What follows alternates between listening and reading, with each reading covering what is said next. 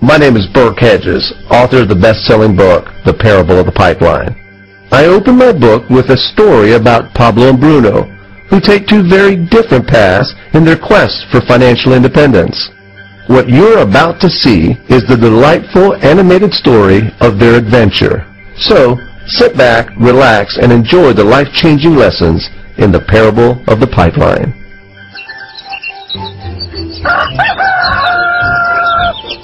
Far away, in a small village, near a beautiful valley, lived two friends, Pablo and Bruno. They were both young and dreamed of a better life for themselves. They'd often discussed their dreams about how they would become the most successful men in the village. They weren't afraid of hard work, and they searched for opportunities to help realize their goals and achieve their dreams. One day, an opportunity presented itself.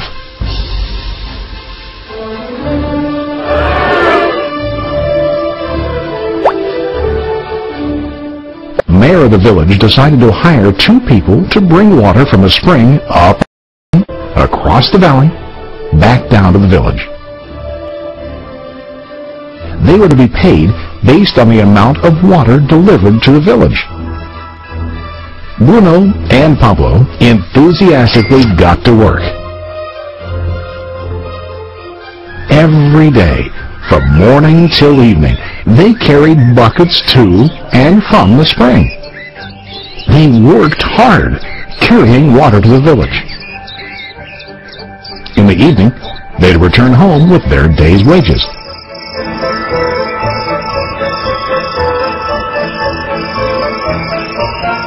Bruno was satisfied with his work and the money he earned. He was sure that with this work he could achieve his dreams. Bruno thought that to increase his wages he could use bigger buckets to bring more water each trip.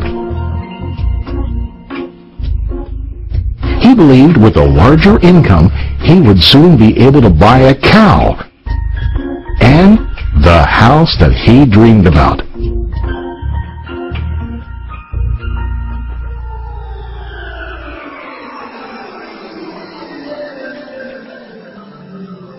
Now Pablo was not satisfied. At the end of the day, his back and hands ached, and he was exhausted.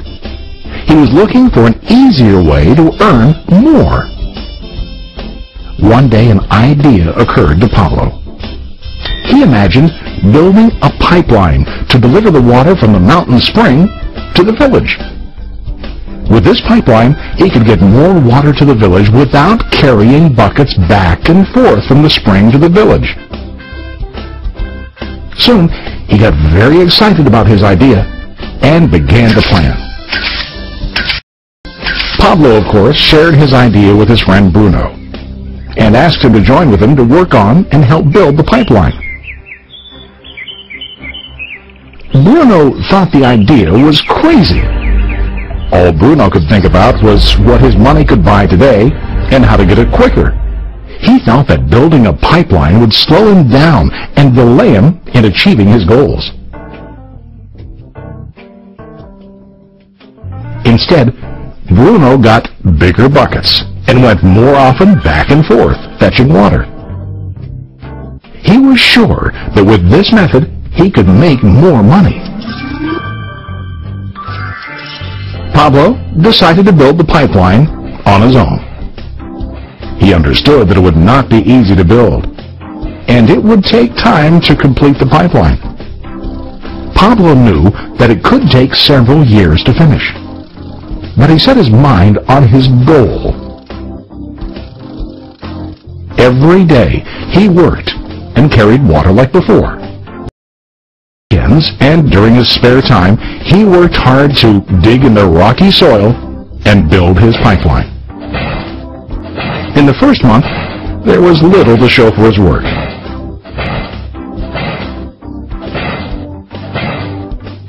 Bruno and the villagers laughed and teased him. They called him Pablo the Pipeline Man. During this time, Bruno's income doubled. He already bought a cow and a bigger house. His lifestyle changed.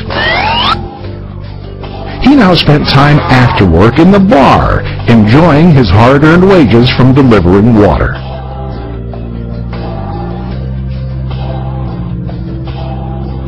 What Bruno didn't realize was that his body was starting to stoop from carrying heavy buckets every day.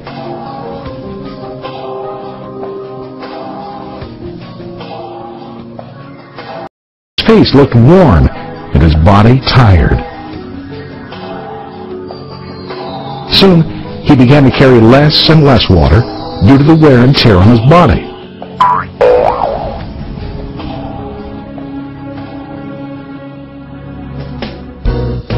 Month after month, Pablo worked. Soon a year passed, and then a second year. Finally, Pablo finished his pipeline. He now used his pipeline to deliver water to the village instead of carrying buckets. Pablo was now earning more money than ever before. The water continued flowing to the village, while Pablo wasn't working. While he slept and ate, the water flowed. Pablo was happy and proud of his insight, persistence, and hard work. Now his income flowed as long as the water flowed through his pipeline.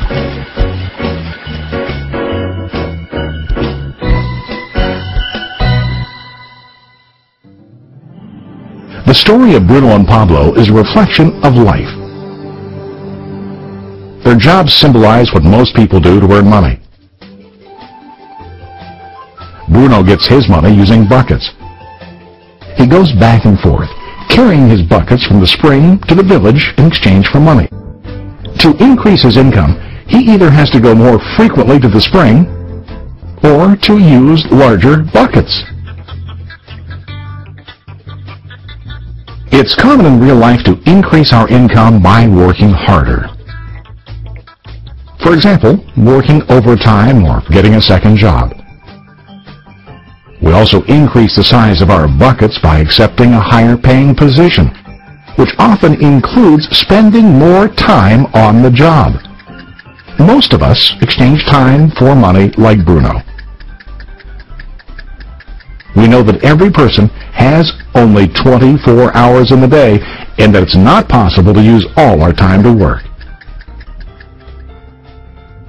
The most difficult time comes when we can no longer exchange time for money due to age, health, or other reasons. Then, our income stops.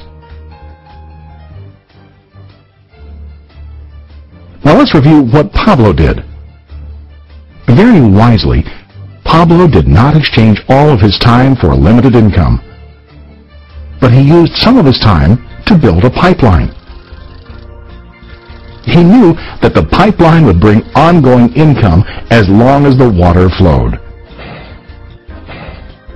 An ongoing income that multiplied the time he worked each day. Pablo knew that someday, maybe because of age or health, he would no longer be able to exchange his available time for money. Pablo knew that if he could make his idea of a pipeline work, then he only has to do the hard work of building the pipeline. After the pipeline was completed, Pablo was able to monitor and maintain the flow of water to ensure that his income will continue. Pablo has shown us that to earn an income, we don't always have to directly exchange time for money. There really are better ways. How about you? Are you still like Bruno, who directly exchanges time for money? Or do you want to be like Pablo, building and maintaining a pipeline? If you are interested in the idea of building your own pipeline, contact the person who lent you this presentation. You can start building your pipeline today.